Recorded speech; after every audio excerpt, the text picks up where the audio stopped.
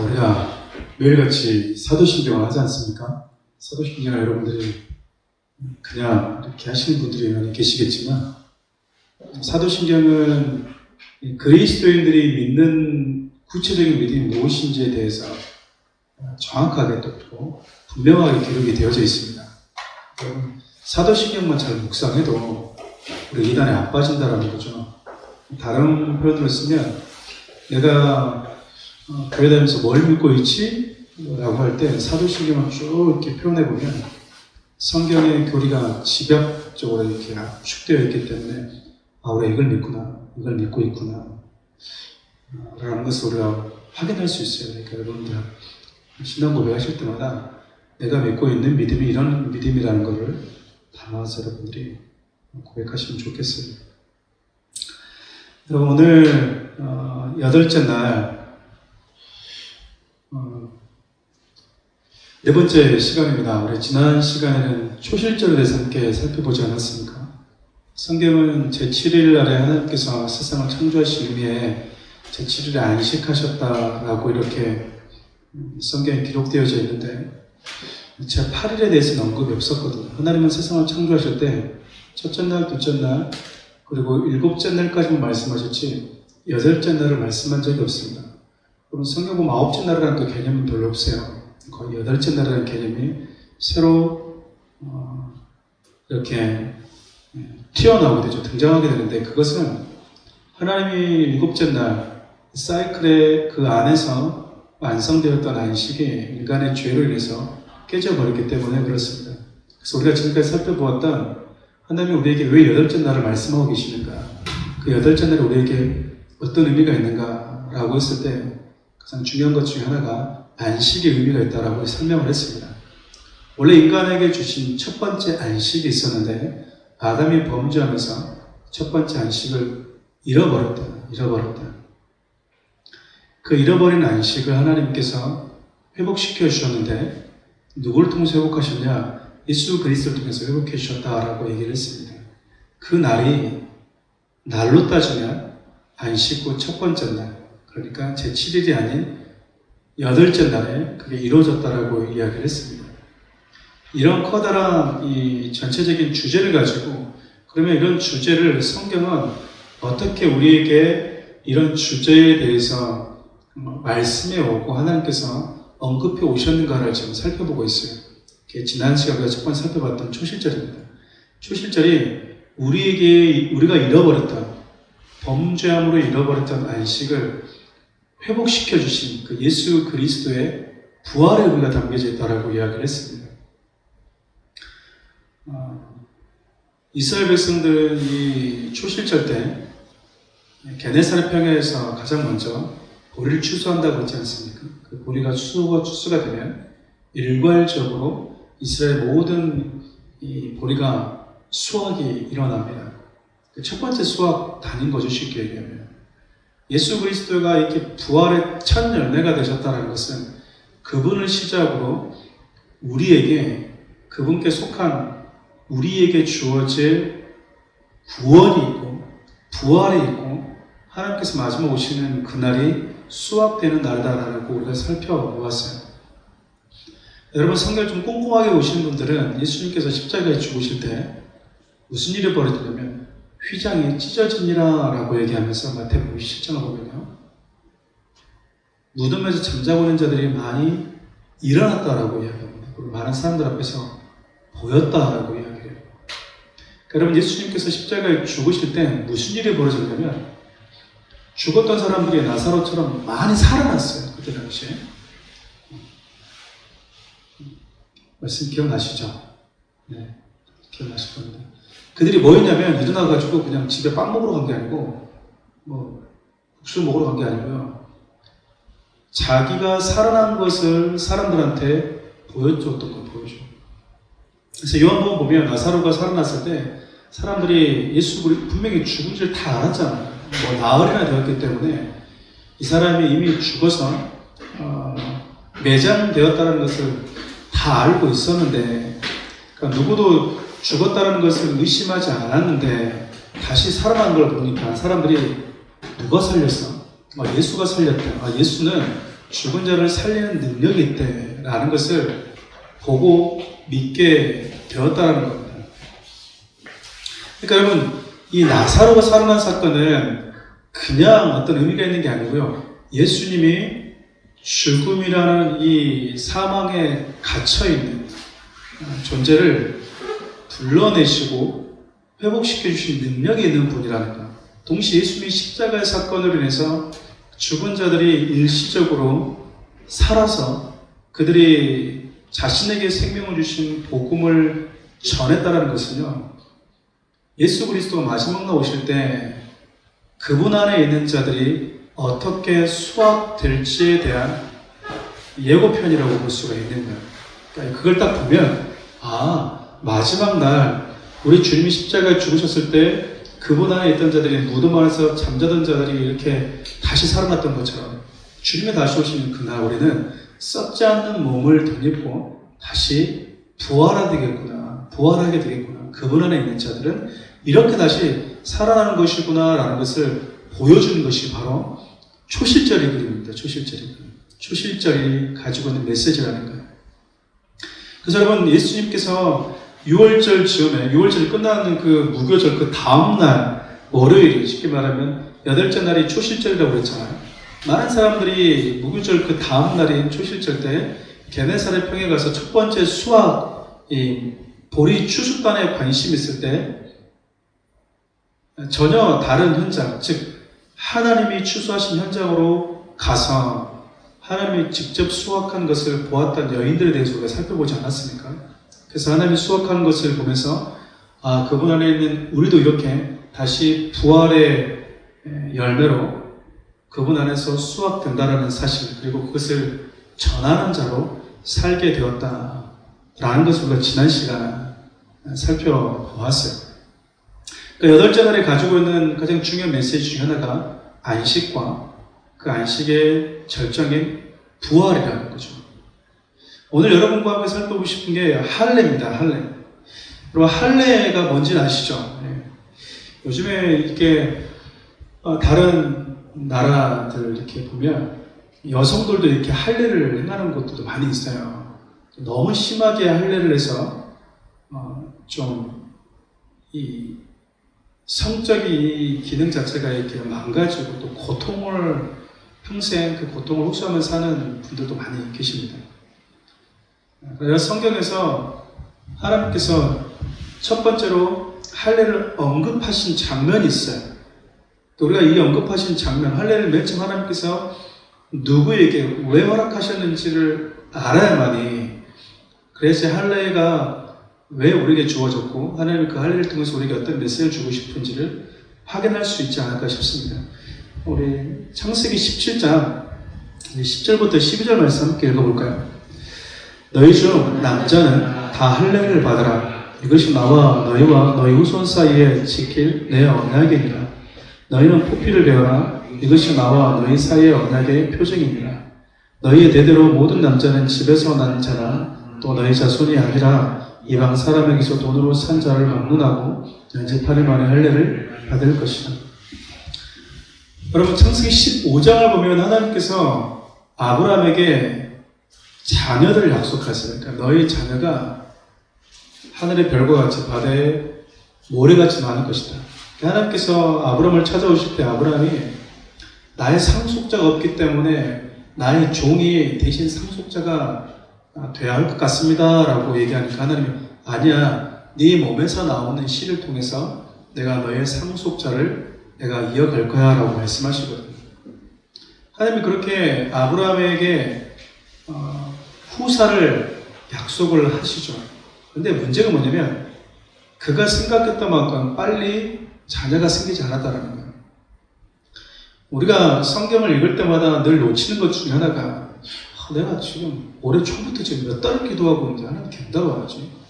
목사님 저 10년째 기도하거든요. 이런 분들도 있어요. 여러분, 요셉이 10년 넘게 고난을 받았잖아요. 다윗도 마찬가지고. 아브라함은 75세에 부름받았으니까 첫 번째 아들 올 때까지 몇 년이 걸렸죠? 25년이 걸렸습니다. 하나님 만나고. 우리가 성경은 2페이지 넘기면, 심플해갖고 2페이지 넘기면은 결과물이 나오니까 이게 쉽게 빨리 나오는 줄 아는데요. 성경에 등장했던 수많은 인물들이 기도했을 때 곧바로 그냥 그 뒷날 하나님의 애다 응답이라고 준 경우 거의 없어요. 거의 여러분 짧게는 몇 년에서 많게는 수십 년이, 또 어떤 경우에는 죽은 이후에 응답이 주어진 경우도 있었습니다. 그러니까 우리 인간이 하나님의 그 약속의 응답을 받는 사이즈, 하나님의 응답을 받아내는 이 그릇 자체가 부족해요. 그러니까 우리가 물컵에다 물을 담으면 컵이 작다라는 항상 넘칠 수밖에 없는 거죠. 우리 사이즈는요, 하나님의 그 언약을 다 담아내기에 항상 역부족일 수밖에 없습니다. 충분히 내 삶 가운데 하나님의 약속과 응답을 다 담아내겠다. 여러분, 이거는 어불성설이에요. 어찌됐든 하나님께서 아브라함에게 약속했던 이 첫 번째 자녀가 짧지 않은 시간, 긴 시간을 거쳐서 태어나게 됩니다. 근데 여러분, 창세기 15장이 말고 16장에 무슨 일이 벌어지냐면 16장, 17장을 보면 하나님이 약속했는데 애가 안 들어서는 거예요. 그러니까 이 얘기는 빨리 들어설 줄 알았겠죠. 하나님이 너희 우사를 통해서 줄 거야 라고 하니까 그 말씀을 믿었을 거 아니에요. 그러니까 열심히 사랑을 했겠죠. 근데도 불구하고 아이가 안 생기니까 이제 낙심이 되겠죠. 안 되나 보다. 안 생기려나 보다. 그러니까 사라가 자기의 여종이었던 하갈과 잠을 자서 아이를 낳으라고 얘기를 합니다.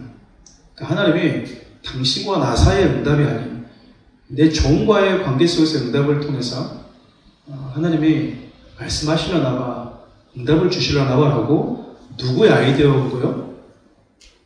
사라의 아이디어입니다. 그러니까 여러분, 지금 남자의 부족함이 여기 있는 것 같아요. 그때 아브라함 뭐라고 그래야 돼요? 아니요. 하나님은 당신과 나 사이였어. 이렇게 얘기해야 되는데 너무 잘 순종했어요. 네.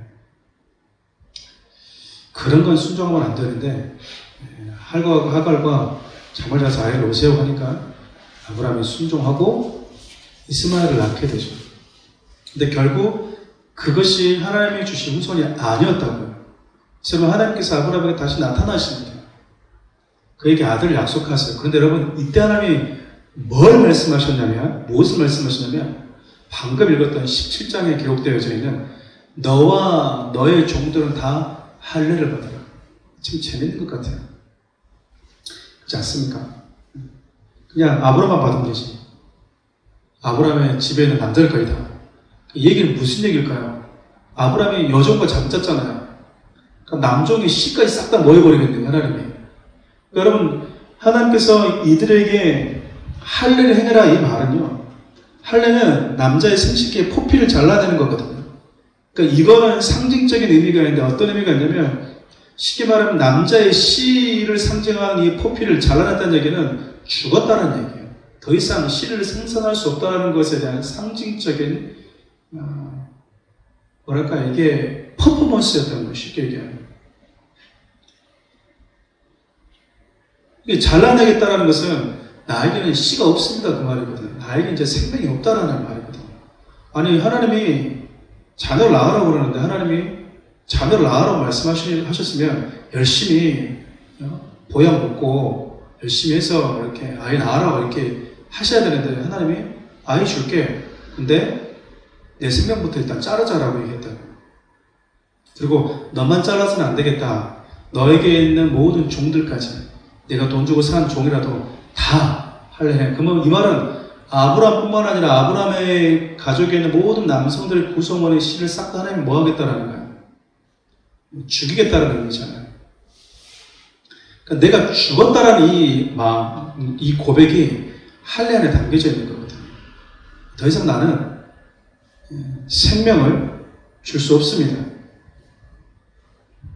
조금 더 이따가 할례의 본격적으로 좀 살펴보겠지만 결국 하나님께서 아브라함에게 이걸 할례를 요구하셨어요. 그러고 나서 하나님께서 아브라함에게 뭘 주셨냐면 이삭을 주셨습니다.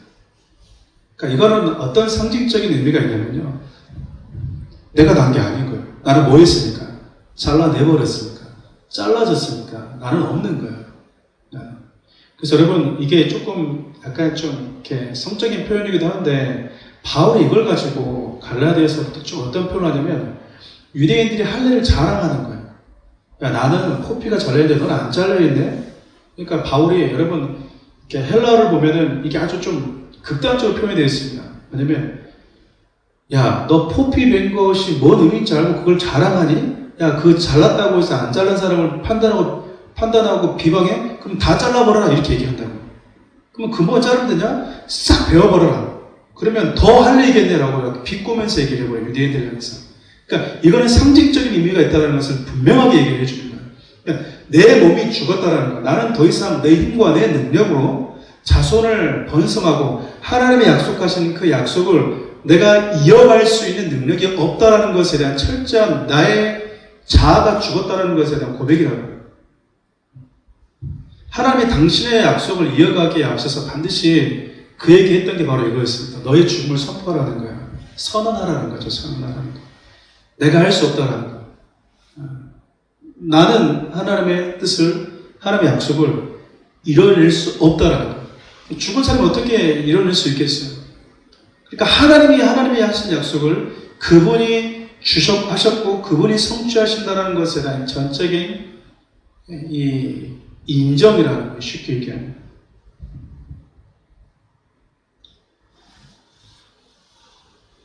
할례는 누가 받을까?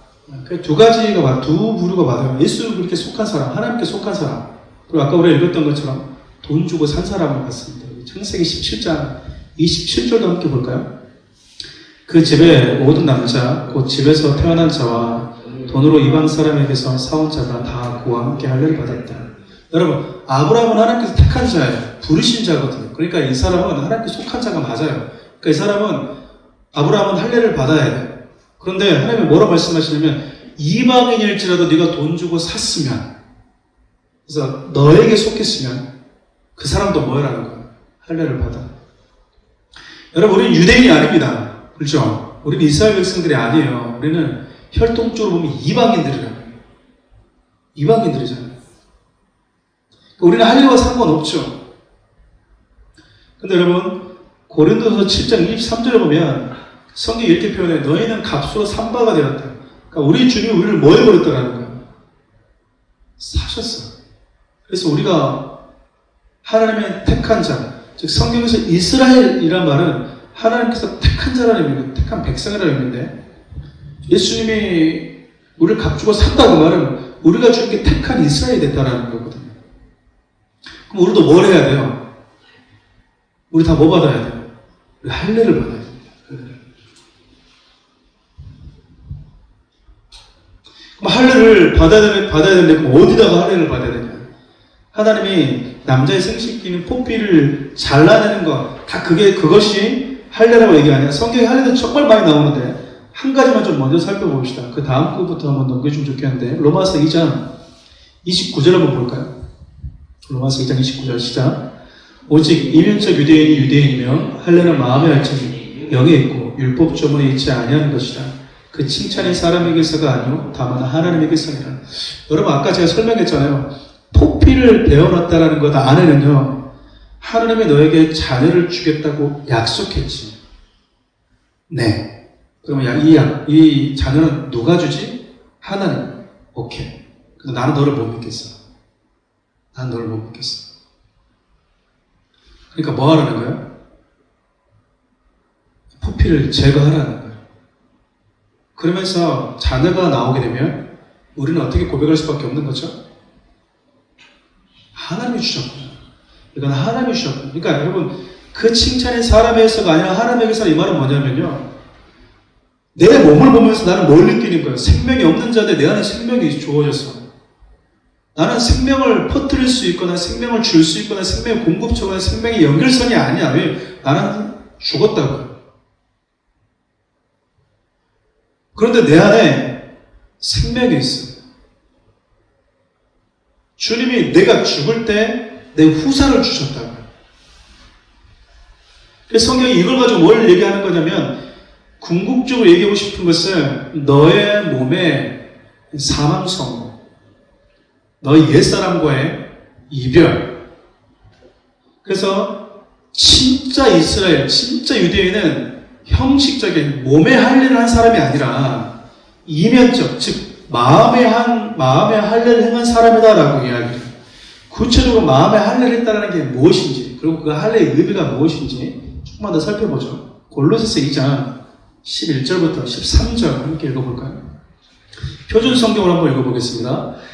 여러분도 그분 안에서 손으로 행하지 않은 할례, 곧 육신의 몸을 벗어버리는 그리스도의 할례를, 여러분 이걸 보면 뭐라고 하냐면 손으로 한 할례는요 아브라함이 행했다. 지금도 유대인들이 행하는 상징적인 의식인 포피를 잘라내는, 우리 보통 포경수술 이렇게 하잖아요. 그 할례를 얘기해요. 근데 여기서 말하는 뭐냐면 그 할례가 아니라 육신의 몸을 벗어버리는, 그것을 그리스도의 할례라고 얘기해요. 그러니까 성경은 무슨 할례가 있다는 거예요? 손으로 한 할례가 있고 그리스도의 할례가 있다라고 얘기하잖아요. 계속 읽어볼까요? 여러분은 세례로 그리스도와 함께 묻혔고 또한 그를 죽은 사람 가운데 일으키신 하나님의 능력을 믿는 믿음으로 그리스도 안에서 그리스도와 함께 일으켜. 여러분 여기를 보면 아주 놀라운 메시지들이 있어요. 세례가 어떤 의미가 있냐면 그리스도와 함께 죽었다라는 걸 얘기하는 거예요. 여러분 하나님이 예수 그리스도를 통해서 우리를 살리실 때요 썩는 옛사람, 즉 아담의 씨가 만들어낸 몸을 다시 주지 않아요. 이해되시죠? 그러니까 아담의 씨가 만들어낸 썩는 몸을 다시 주는 게 아니고요, 그것은 땅에다 묻어버리고 썩지 않는 것을 주신다라는 거죠. 또한 그를 죽은 사람 가운데서 일으키신 하나님의 능력을 믿는 믿음으로. 근데 이거는 어떻게 해서 이 약속을 우리가 받게 되냐? 믿음이라는 거. 어떤 믿음? 주님은 내가 죽을 때 뭐 한다라는 거예요? 그분이 다시 살리시는 분이시다라는 거예요. 여러분 아브라함이 얼마나 두렵겠어. 우리는 지금 이렇게 병원 가서 이렇게 뭐 포경수술 한다고 하지만 이때 당시에 여러분 몸에 칼 대는 건요 상상할 수 없는 일, 상상할 수 없는 일. 어떤 일이 벌어질지 모르잖아요. 이게 뭘 의미하는지. 여러분 잘라냈을 때 요즘에 의학이 막 발달려 가니까 뭐 아무 문제가 없습니다 하지만 이거는 막 잘라냈을 때 스스로가 온전한 생식기 어느 부분을 잘라냈다는 것은 나 이제 죽은 거랑 똑같아 라는 이런 마음이 들지 않았겠어요? 내가 죽을 때 새로운 생명을 주시는 분. 나는 분명히 죽었는데 죽은 나의 몸에서 하나님이 생명을 이어가시는 분. 내가 십자가에서 주님과 함께 죽을 때 다시 새로운 몸을 가진 존재로 생명을 가진 존재로 나를 일으키실 분이라는 것을 믿는 그 믿음이 우리를 일으킨다라는 거예요. 여러분 우리가 사도신경을 외우잖아요. 사도신경 이렇게 되어 있잖아요. 전능가사 천지를 만드신 하나님 아버지를 내가 믿사오며 그 외에도 우리 주 예수 그리스도를 믿사오며 이는 성령을 잉태하사 동정녀 마리아에게 나시고 본디오 빌라도에게 고난을 받으사 십자가에 못 박혀 죽으시고 장사한 지 사흘 만에 죽은 자 가운데서 다시 살아나시며 하늘에 오르사 하나님 우편에 앉아 계시다가 저기서 산자와 죽은 자를 심판하러 오셔. 그 다음이 되게 중요하거든요. 그 다음 뭐죠?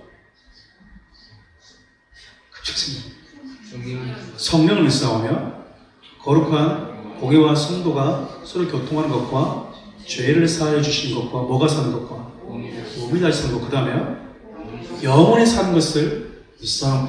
이게 신앙 고백인 거예요. 그러니까 지금 보면 그 얘기를 하고 있는 거예요. 너희가 함께 그리스도와 죽었고 묻혔고 그를 죽은 사람 가운데서 일으키시는 하나님의 능력을 믿는 믿음으로 그리스도 안에서 그리스도와 함께 일으킴을 받았습니다. 여러분 할례는 그러면 어떻게 받는 거냐? 예수 그리스도를 믿을 때 내 몸이 먼저 죽음을 경험한다는 거예요. 그게 세례라는 거예요. 그러니까 지금도 여성들은 그럼 나는 어떻게 할래? 이게 아니라 예수 그리스도를 믿는 그 믿음이 두 가지의 의미를 포함하는, 하나는 나 옛사람과의 이별, 나 옛사람이 주님과 함께 십자가에 묻혔다라는 선언, 나에게는 생명이 없습니다, 나는 죽은 자입니다라는 이 고백과, 그러나 내가 이 자리에 죽었을 때, 그리스도와 함께 죽을 때 그리스도를 일으키신 그분이 나도 일으키실 거라는 이 믿음을 함께 갖는 것, 그 믿음이 할례라는 거예요. 그 믿음이 할례 어떻게 받습니까? 할례를 받아야 된다는데 그리스도 안에 속한 자들은 이게 마음에 하는 할례라는 거예요. 마음에 하는 할례라는 것은 이 믿음을 얘기하고 있다는 거죠. 계속 읽어볼까요? 또 여러분은 범죄와 육신의 모할로로 죽었으나 하나님께서는 여러분을 그리스도와 함께 살리시고 우리의 모든 죄를 용서하여 주셨습니다. 그러니까는 하나님께서 여러분을 누구와 함께 살렸대요? 그리스도와 함께 살리셨대요. 참 재미있는 표현인 거예요. 그러니까 그리스도와 함께 운명을 같이 한다는 것이 할례의 의미라는 거예요. 할례가 가지고 있는 의미를 좀 정리를 다시 한번 해볼게요. 할례가 가지고 있는 첫 번째 의미가 여러분 나의 옛사람과 결별이라고 해요. 그러니까 생식기에 포피를 베는 것은 더 이상 내게 생명이 없습니다. 그러니까 내 몸을 향해서 사망 선고를 내리는 것과 똑같아요. 너는 죽었다라는 거예요. 너는 죽었다. 그리고 할례는 내가 죽을 때 하나님이 새롭게 시작하는 예수 그리스도 생명을 통해서 새롭게 시작하는 하나님의 생명의 역사라는 거예요. 하나님이 지금 이 할례를 통해서 우리에게 주고 싶은 메시지가 바로 이거라고요. 맨 처음 하나님께서 아브라함에게 성경에 보면 할례라는 말이 정말 많이 등장합니다. 할례라는 말이. 그리고 이것을 할례를 하나님께서 왜 아브라함에게 주셨는지, 할례가 가지고 있는 참된 의미가 무엇인지, 그리고 할례는 실질적인 돌칼을 가지고 잘라내는 것이 아니라 예수 그리스도를 믿는 그 믿음을 통해서 그 믿음이 그리스도 안에서 참된 세례의 의미가 있고 내 안에 성령이 들어오는 내주하시는 성령의 참된 세례라고 표현하잖아요.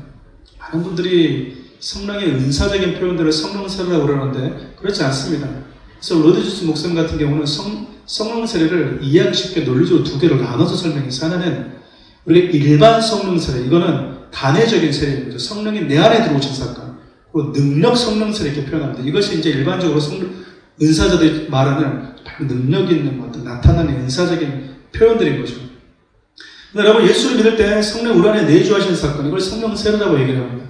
그때 무슨 일이 벌어지는 거죠? 성령이 내 안에 들어왔다. 하나님의 생명이 내 안에 들어왔다는 얘기는요, 내 생명이 죽지 않고는, 내가 죽었다라는 사망 선고를 내리지 않고는 불가능하다는 거예요. 죽은 자를 살리는 거예요. 죽은 자. 살아있다고 하는 자를 하나님은 살리지는 않습니다.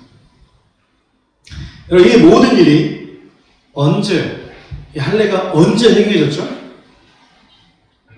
8째 날에 행해졌습니다. 8째 날에. 레위기 13장 3절 말씀 함께 볼까요? 시작. 8째 날에는 그 아이의 포피를 뵐 것이요. 처음에 아브라함에게는 하나님의 그 말씀하실 때 너와 너의 모든 속한 자들에게 할례를 행하라고 말씀하셨는데, 이게 이제 율법으로 넘어오면서 하나님이 법을 줄 때 뭐라고 말씀하시냐면요, 아이가 태어나자마자 8일째 다 뭐 하라는 거예요? 다 할례를 행하라는 거예요. 이게 뭘 의미하는 거예요? 태어남과 동시에 내 생명이 하나님께 속해 있습니다. 나는 죽었습니다. 나는 그리스도 안에서 숨을 쉬는 사람입니다. 나는 주님과 운명을 같이 하는 자입니다. 라는 것을 믿음의 고백을 하라는 거예요. 여러분, 이런 걸 통해서 이제 이 세례파와 제세례파의 어떤 이런 갈등들이 생기기도 했어요. 아이들과 상관없이 그냥 부모가 일방적으로 한 거잖아요. 아이가 뭐 믿음의 고백을 가지고 뭐 했겠습니까? 근데 하나님이 부모들이 이걸 명령하셨어요. 그러다 보니까 이 할례파, 이 세례파와 제세례파라고 얘기하죠.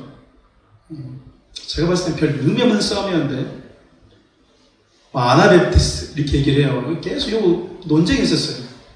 왜 유아 세례를 주냐라는 거예요. 자기가 믿음을 가지고 고백해야지. 그래서 유아 세례는 없는 것, 세례는 한 번만 받으면 돼. 또 세례를 또 받아. 이런 의미들이 가지고 늘 싸웠다고요. 어떻게 보면 이제 일반 교회에서 아이들에게 세례를 주는 것에 대한 근거를 여기서 찾기도 합니다. 어찌되었든지 간에 8째 날 태어나자마자 하나님이 그에게 할례를 행하라. 여러분, 예수님도 태어난 지 8일 만에 예수님이 할례를 행하십니다. 바울도 자기를 소개할 때 그렇게 얘기하죠. 나는 난 지 8일 만에 할례를 받았다. 뭘 얘기를 하고 싶은 걸까요? 성경이 궁극적으로. 눈에 보이는 생명이 분명히 태어났음에도 불구하고 얘는 태어나는 그 순간부터 죽었다는 고백과 함께 시작이 되는 거예요, 인생이. 우리의 첫 번째 삶은요, 태어나는 그 순간에 시작되는 게 아니라 8일부터 시작이 된다. 그러니까 1일부터 7일까지 주어졌던 내 생명이 살아있었음에도 불구하고 하나님은 제8일에 끊어내버리면서 뭐 하는 겁니까?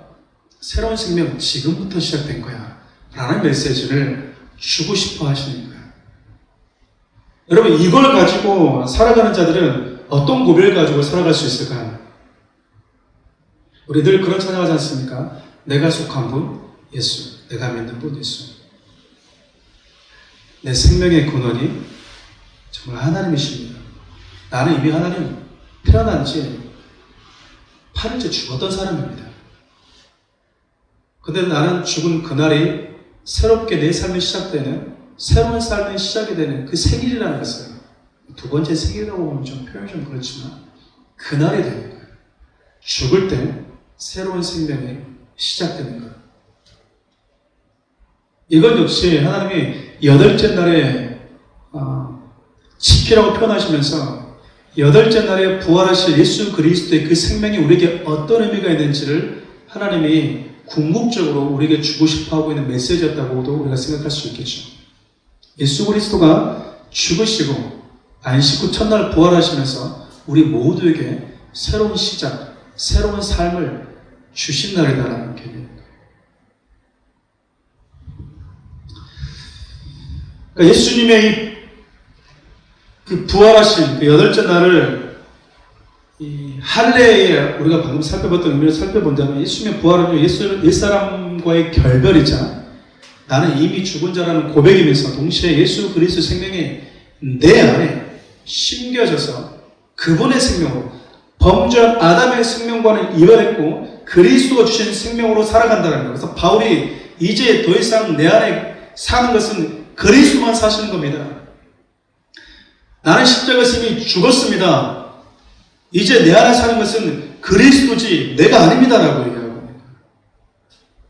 그래서 여러분, 그리스도인들은 어떻게 살죠? 예수를 만난 이후부터는요, 내가 원하는 대로 살아가는 게 아니라 그리스도가 내 안에 살기 때문에 그분이 나를 위해서, 그분이 나를 통해서 그분이 사시고자 하는 삶으로 방향이 결정되어져 가는 거예요.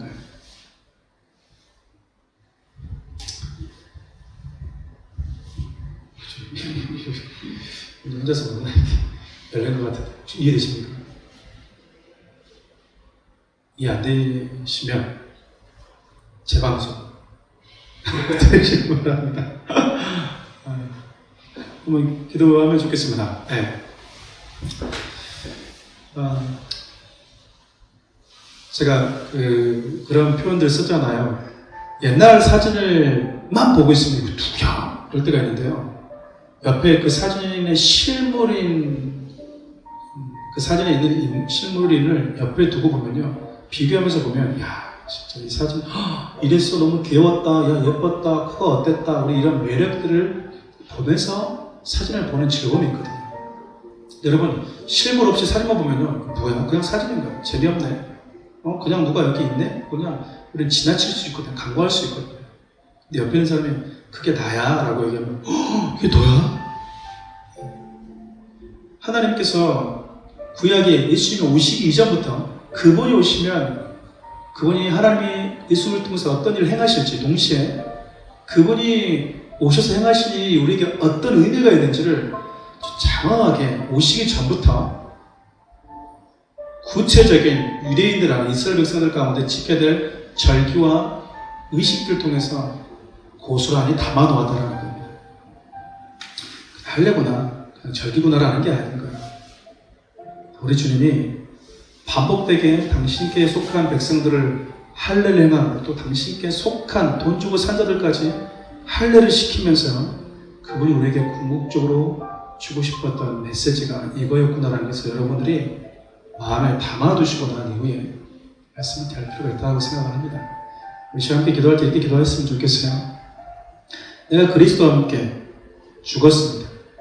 내가 예수 그리스도가 십자가에 죽으셨고 나에게 영원한 생명을 주시기 위해서 부활하셨다는 이 사실을 믿는 믿음을 가질 때 그 믿음이 나를 주님이 십자가로 데려가고 나를 무덤으로 데려가고 나를 그 무덤에서 일어나게 할 거라는 이 보증이 우리 안에 주어진 거예요.